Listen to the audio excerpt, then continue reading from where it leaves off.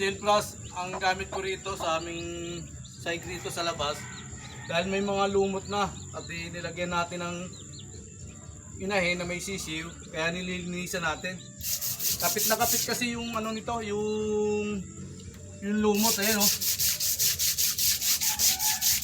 Kaya steel plus po ang gamit ko, hindi madala sa tingting. Pag ito ang gamit ko, ang tingting, pupudpud lang, kaya ginamitan ko na steel brush. Ayan o, tanggal ang lumot. Pinagpalang umaga, kalayang kabuhayan. Dada naman to sa wall nyo. Please follow and share to my channel, to my vlog. Let's go. Pinagpalang umaga, kalayang kabuhayan.